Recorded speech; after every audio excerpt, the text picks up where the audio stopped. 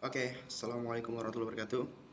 Balik lagi di video aku. Nah, kali ini aku bakal ngejelasin tentang pengukuran tunggal ya. Pengukuran tunggal. Oke. Nah, apa sih pengukuran tunggal? Ya, sesuai namanya, dia diukur untuk percobaan yang sifatnya cuma sekali doang, gitu ya. Nah, apa aja sih yang dibahas di materi ini? Yang pertama yang dibahas materi ini adalah kita bakal ngebahas tentang eh, pelaporan hasil pengukuran. Ya, jadi dalam pengukuran tunggal, hasil yang akan kita laporkan itu harus dalam bentuk X sama dengan X0 plus minus delta X. Gitu ya. Dengan X inilah hasilnya, ya kan hasilnya. Dan X0 ini apa? X0 ini adalah hasil dari pengukurannya. Oke, hasil dari pengukuran. Pengukuran. Nah, sedangkan delta X ini adalah ketidakpastiannya. Nah, ketidakpastian. Kadang di buku-buku atau guru-guru ada yang nyebut ini dengan lebih spesifik disebut sebagai ketidakpastian absolut atau ketidakpastian mutlak gitu ya. Nah, jangan bingung nanti kalau ada kata-kata kayak gini ya, artinya yang delta X ini gitu ya. Nah, yang perlu diperhatiin, note ya, kalau delta X pada pengukuran yang sifatnya tunggal, delta X itu dicari dengan mengkalikan setengah dikali dengan NST. NST itu apa? Nilai skala terkecil. Oke, nilai skala terkecil. Nah, jadi di sini kamu harus ingat ya, harus ingat wajib ya kalau NST ya, NST dari mistar atau penggaris ya, nilainya berapa? 0,1 cm.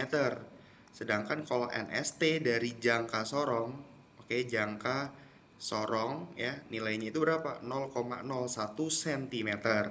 Sedangkan kalau NST dari mikrometer sekrup ya, mikrometer sekrup ini juga harus hafal sama kayak jangka sorong 0,01, tapi bedanya satuannya. Kalau di jangka sorong cm, mikrometer sekrup milimeter. Gitu. Ya, itu nilai dari NST-nya. Berarti kalau cari delta X gimana? Tadi kan rumusnya apa? Setengah NST kan? Berarti dikali aja sama setengah gitu atau dikali sama 0,5 gitu ya. Nah, di sisi lain nanti kita akan mencari yang namanya ketidakpastian ketidakpastian relatif. Oke, atau yang disebut juga kadang kesalahan relatif ya, rumusnya KR gitu ya, simbolnya KR gitu. Nah, cara nyarinya gimana? Kita bagi aja ketidakpastian mutlaknya delta X ya sama hasil pengukurannya X0 gitu ya. Jadi kamu bagi ini, oke, ini kamu bagi dengan yang ini gitu ya, nanti dikali dengan 100% gitu, oke ya. Nah, kita langsung ke contoh soal aja. Nah, di sini soalnya adalah tentukan hasil pengukuran, ya kan, hasil pengukuran beserta ketidakpastian mutlak dan ketidakpastian relatifnya gitu. Nah, tadi gimana sih bentuknya gitu kan? Hasil pengukurannya, pelaporannya X sama dengan X0 plus minus delta X, ya kan? Dimana X0 tadi apa?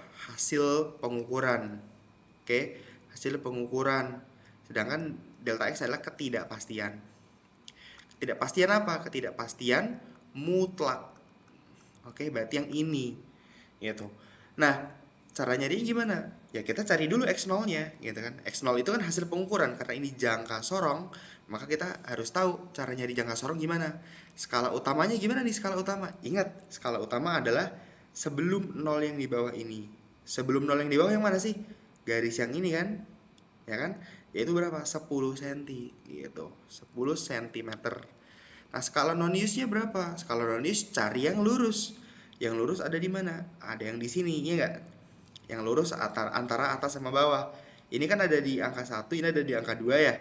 Berarti ada di 2, ya kan? Tapi ingat kalau skala non-use harus dibagi 100 wajib gitu ya. Nah, cm alias berapa? 0,02 cm. Nah, jadi hasilnya berapa? Ya udah, skala utamanya kita tambahin aja sama non-use-nya. 10 ditambah 0,2 berapa? 10,02 cm. Ini apa nih? Ini adalah hasilnya ya, hasil yaitu siapa? Si X0 ini gitu. Jadi kita dapat X0-nya berapa tadi? 10,02. Oke, 02 cm. Nah, ini aku save ya. Oke. Nah, sekarang habis itu kita gantian nyari delta X. Delta X tadi apa sih rumusnya? Setengah nilai skala terkecil. Ya, ini rumus untuk pengukuran tunggal. Nah, setengah Nilai skala terkecil kalau jangka sorong berapa? Ingat, jangka sorong 0,01 cm, ya kan? Nah, setengah kan 0,5 ya. 0,5 dikali 0,01 cm, kita dapat berapa? 0,005 cm gitu. Ini delta X-nya. Ini kita dapat nih, delta X-nya segitu. Ya, berarti pelaporan hasilnya X-nya yang tadi bentuknya apa? X0 plus minus delta X. Gimana tuh nulisnya? X0-nya tadi berapa? Yang ini kan? 10,02 plus minus delta X-nya tadi dapat yang ini, yaitu 0,005 gitu ya, satuannya cm. Ini adalah bentuk hasil pelaporannya gitu. Nah, sekarang kita nyari nih ketidakpastian relatif, yaitu apa sih? KR-nya. Tadi KR rumusnya apa? Delta X per X0 dikali 100%, ya nggak? Nah, delta X-nya nih tadi udah dapat belum? Udah dapat kan? Yang ini masukin aja 0,005 ya kan, dibagi sama berapa? Ini nih hasilnya X0-nya 10,02 dikali 100%. Nah, ini coba aku bentar, aku ambil kalkulator dulu ya sebentar. Nah, untuk yang ini sebenarnya tanpa kalkulator juga bisa ya, tapi ini kamu abaikan aja 0,02 apa 0,2-nya gitu. Yang ini nih 02 ini kamu abaikan aja ini sebenarnya. Cuman janganlah, biar kita akurat ngitungnya gitu ya. Biar kita akurat. Jadi nanti kita bisa dapat hasilnya di sekitar berapa ini? Sebentar ya. Dikali 100%. Oke. Kita bisa dapetin hasilnya sekitar